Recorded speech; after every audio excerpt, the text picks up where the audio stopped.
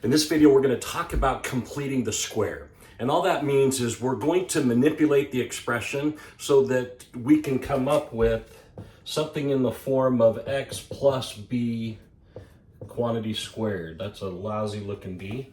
But that's all we're doing. And so the general rule is, let's say in a normal trinomial, we would have another term here, but we're going to avoid that for now just as we learn how to do this.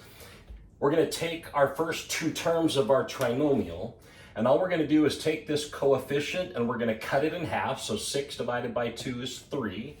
And then we're going to square that and make that our third term.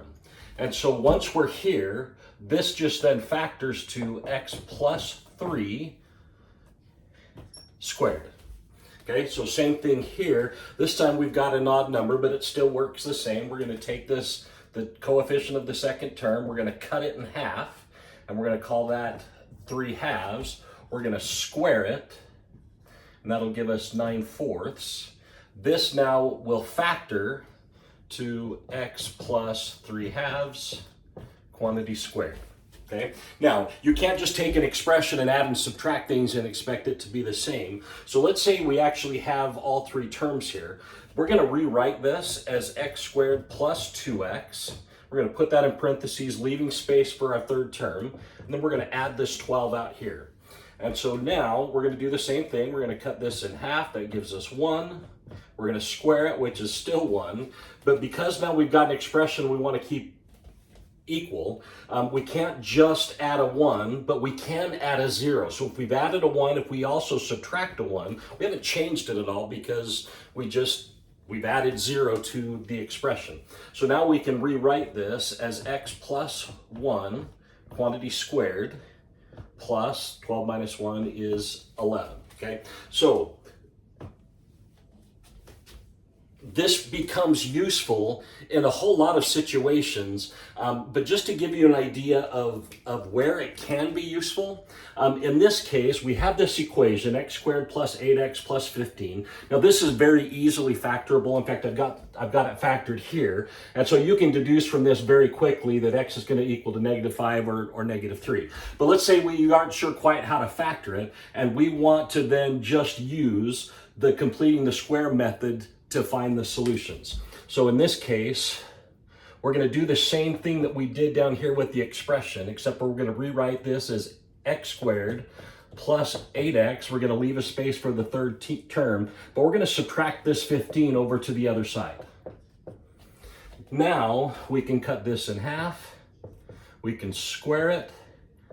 And we're going to add 16, but we don't want to just add 16. But now before, we added and subtracted on the same side to give us 0. But just like we did here, we subtracted 15 from both sides. That's always legal. So if we're going to add 16 here, we're also going to add it to this side so that the equation stays the same.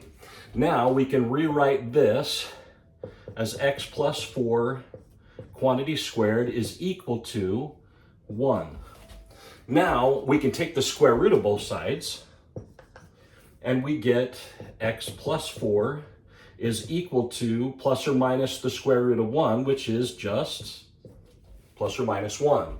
We can now subtract our 4 to the other side and we get x is equal to -4 plus or minus 1, which if we work that out, we get x is equal to -4 plus 1 is -3, -4 minus 1 is -5, which is exactly what we did up here had we just been factoring.